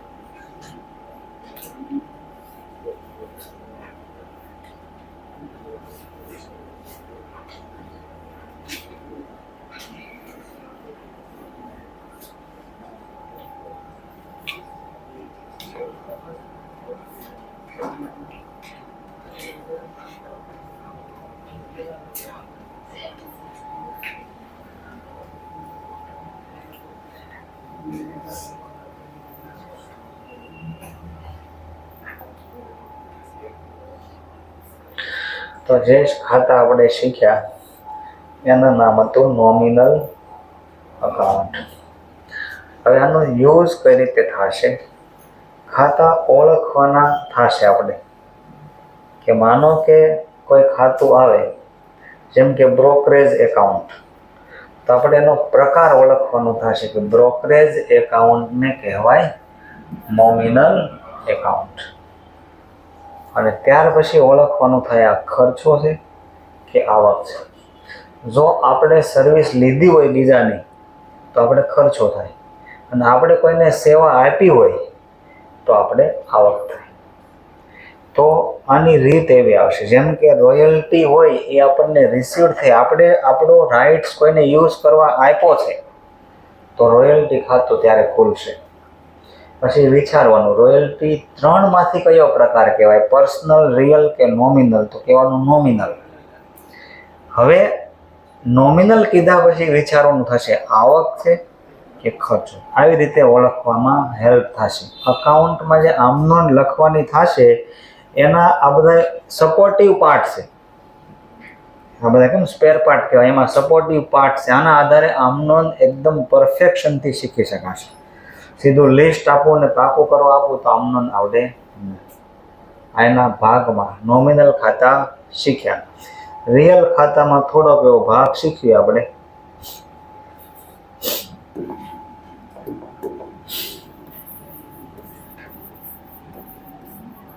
ગુજરાતી થાય માલ મિલકત ખાતા.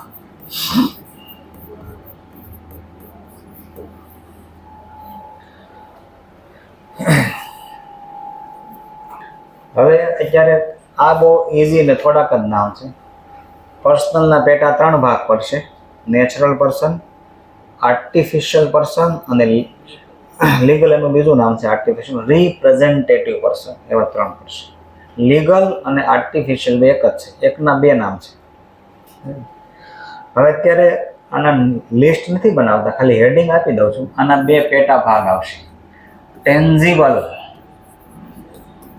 અને ઇનટેન્જિબલ. ગુજરાતી થશે દ્રશ્ય અને અદ્રશ્ય. દ્રશ્ય અને અદ્રશ્ય. ઘણી મિલકત હોય એ દ્રશ્ય હોય, ઘણી મિલકત અદ્રશ્ય.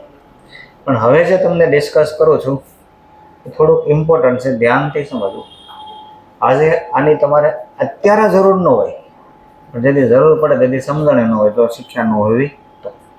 કારણ કે શીખવાનો સમય જુદો હોય, યુઝ થવાનો સમય જુદો હોય, બહુ જ મોટો ગેપ હોય. અને વર્ષોથી આવું છે કે મહાભારતનું યુદ્ધ થયું તો ક્યારે ભીષ્મ પિતાએ શીખ્યા હશે ને ક્યારે વાપરવાનો થયો, બહુ મોટો ગેપ. ભીષ્મ પિતા ભૂલી જાઓ, અર્જુન જો ખાલી. યુદ્ધ થયું ત્યારે અભિમન્યુના વિવાહ થઈ ગયા હતા, એટલે એટલા વર્ષો થયા. આમ એટલો મોટો ગેપ સમયનો. તો પ્રેક્ટિકલ દુનિયા પણ એવી જ છે. પ્યોર એજ્યુકેશન એને કહેવાય, ગમે ત્યારે યુઝ કરવાનું થાય, ઓન સ્પોટ આવડતું હોય, પ્યોર એજ્યુકેશન. અત્યારના એજ્યુકેશનમાં તમને ખામી દેખાય, એક્ઝામના દિવસે આવડતું હોય પછી કોઈ ગેરંટી નહીં, પહેલાની ગેરંટી નહીં. બહુ એક્ઝામના દિવસે જ આવડતું હોય બસ. એને એમ નહીં કરે, ગમે ત્યારે એવી સિસ્ટમ હોવી જોઈએ. ભલે એટલું જ શીખવાડે પણ આખી લાઈફમાં ગમે ત્યારે ઓન સ્પોટ યુઝ કરી શકાય. ઘણી વસ્તુ એવી હોય છે, કેમ તમે સાયકલ શીખ્યા, માનો છેલ્લા 5 વર્ષથી હકાવી નથી, અત્યારે હાંકવાની થઈને આવડતી હોય. કોઈ તરતા શીખ્યું હોય પણ 3-6 વર્ષથી તર્યા નથી પણ આવડતું હોય. આપણું શરીર એવી રીતે બનેલું છે. ઓકે, આપણે થોડોક પાયાથી સમજવું ઇમ્પોર્ટન્ટ છે. એસેટનું મિનિંગ તો આપણે બધા શીખ્યા હે ને. રિયલ ખાતા છે ને, કોઈને એ ખ્યાલ છે રિયલ ખાતા અલગ નામ, એસેટ અલગ નામ? કેમ અલગ? બેનો ગુજરાતી તો મિલકત જ થાય.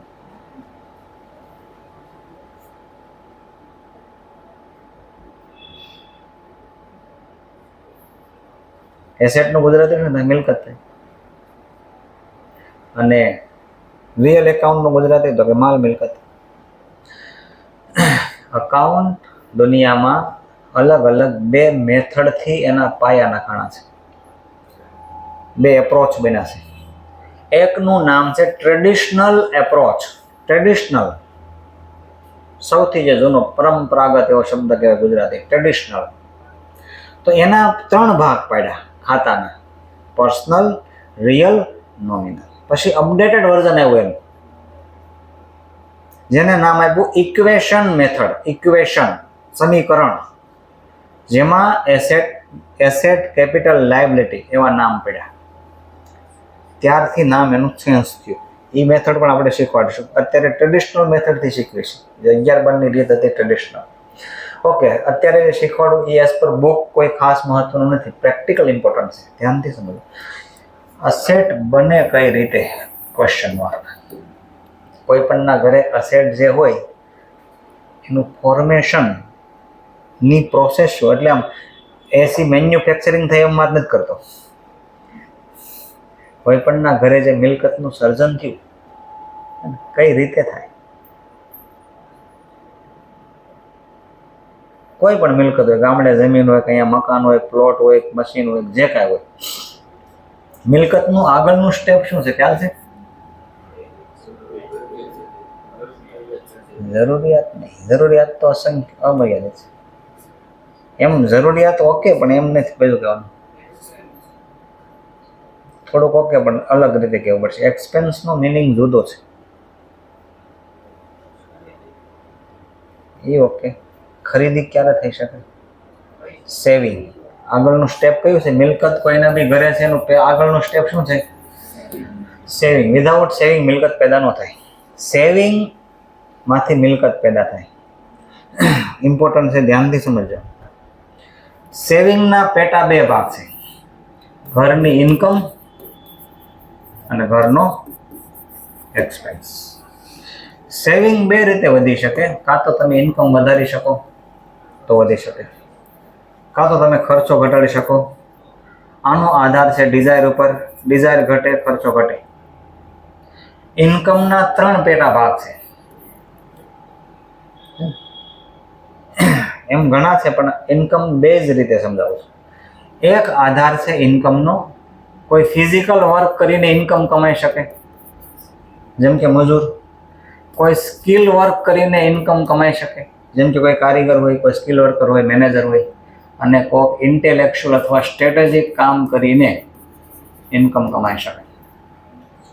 આ નંબર ઓફ કલાક બહુ ઓછા કામ કરે છે અને હાઈએસ્ટ કમાય છે. આનું મિક્સ છે. બહુ વધારે નથી કમાતો, એકદમ ઓછા નથી કમાતો, મીડિયમ છે. આ બિચારા બહુ મહેનત કરે, હાથમાં કાંઈ આવતું નથી. એનાથી કોઈ મિલકત પેદા થયેલી હેસિયત જ નથી રહી. મોટા સિટીમાં તમે જાઓ, મુંબઈ ભૂલી જાઓ, સુરતની અંદર જ તે કાપોદ્રા નાકે જે મજૂર સવાર ઊભો હોય એને બંગલો લેવો હેઠળ લગાવવા નોટ પોસિબલ. કલ્પના બી પોસિબલ નથી.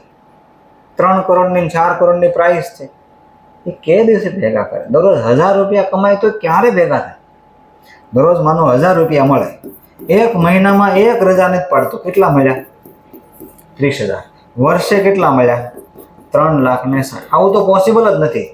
આવું તો પોસિબલ જ નથી. એક રજા ન પડે ને આખા વર્ષમાં દરરોજ મળે, પોસિબલ નથી. 1000 રૂપિયા ઘણી વાર પોસિબલ નથી. 700-800 રૂપિયા મળે. 3,60,000. એક વર્ષના 3,60,000 ને કરોડ કેટલા કહેવાય? 0.036. 3,60,000 એટલા કરોડ કહેવાય. અથવા આપણે ઓલાને લાખમાં, આને લાખ એમ ન લેવા દઈએ, મકાનની કિંમતને લાખમાં ફેરવી દઈએ. 400 લાખ. 400 લાખ. 3,60,000 માટે એક વર્ષ લાગ્યું. તો 400 અને લાખ, તો 400 ભાગ્યા 3.60. 100 વર્ષ મહેનત કરે ને તોય ન મળે. વાસ્તવિકતા શું? 100 વર્ષ પછી લેવા જાય તે મકાન 100 ગણું થઈ ગયું. સમજાય તો? એક પોલીસ વાળો એવી વ્યક્તિને પકડવા દોડે છે ગાડી લઈને, કોઈ ચોરી કરીને જતું હોય તો એને પકડવા દોડે. ઓલો 100ની સ્પીડે જાય છે, આ 60ની સ્પીડે જાય છે. આગળ વાળો કેટલી સ્પીડે ભાગે? 100 કિલોમીટર પ્રતિ કલાકે. આ 60 કિલોમીટર જ ભાગે છે, દોડવા. પકડે એને પોસિબલ નથી. દરેક કલાકે 40 કિલોમીટરનો ગેપ વધે. આવી સ્થિતિ છે. તો ઇન્કમ સ્ટ્રેટેજિક, એટલે બિઝનેસ પણ સ્ટ્રેટેજિકમાં આવે. એકદમ થાઉઝન્ડ્સ ઓફ કરોડ કમાવાળા પણ બિઝનેસમેન છે. અને ઘરનું ભરણ પોષણ કરવું પણ મુશ્કેલ છે, એવી પણ કોઈની આવકની સ્થિતિ છે. આવક વધારવાના પાછા 3 ભાગ છે. એટલે આપણે બહુ ડિટેલ નથી વાત કરતા, પણ હવે એક ઇમ્પોર્ટન્ટ ડિસ્કશન કરવું એટલે મેં આ બધો ભાગ ખોલ્યો છે. ઇન્કમ અને એક્સપેન્સનો ગેપ શું બને છે? સેવિંગ. એક શબ્દ છે ઇંગ્લિશમાં, શું થાય ગુજરાતી? બીજ થાય. બીજ. સીડ એટલે શું થાય? બીજ. Saving work like a seed for asset. કોઈએ આજથી ખાલી 25 વર્ષ પહેલાં માનો કે કામરેજ છે એની આજુબાજુમાં જમીન લીધી હોય ને 25-26 વર્ષ પહેલાં, તો તે જમીનનો ભાવ 2 લાખમાં વીઘો હતી. સારામાં સારા લોકેશનવાળી જમીન 2 લાખમાં વીઘો. આજે 2 કરોડમાં મળે નહીં. તો 2 લાખ સેવિંગ હતું એની પાસે. શું હતું સેવિંગ? એ વાવ્યું એને. કેમ સેવિંગ હોય? બીજ વાવ્યું, એમાંથી ઘટાદાર ઝાડ થઈ ગયું, 2 કરોડ થઈ ગયા. અને ત્યારે કોઈએ ડેપ્રિસિએબલ મિલકત લીધી, 2 લાખની કાર લઈ આવ્યો. કાર 0 થઈ ગઈ, માથે કેટલો ખર્ચો થયો. કાર મફત ન હાલે, રિપેરિંગ, મેન્ટેનન્સ, પેટ્રોલ, ડીઝલ, બધું લાખ ખર્ચો થાય. તો સેવિંગ ક્યાં થાય છે એ નક્કી કરે મિલકત કેવી પેદા થશે. અને આ એક ફ્યુચરનો બહુ મોટો સ્કોપ છે. જેમ ફેમિલી ડૉક્ટર હોય ને એમ આગળ જતા એક સમય આવશે ફેમિલી ફાઇનાન્શિયલ કન્સલ્ટન્ટ જોશે. નકર લોકો કંગાળ થાય, ખબર નહીં પડે કેમ કંગાળ થઈ જાય. સ્થિતિ આવી થશે. એના પાયા રૂપે આ બધું વર્ક થશે શીખવામાં. ઓકે, જેટલા નામ નવા શીખ્યા હોય ઘરે જોતા આવજો.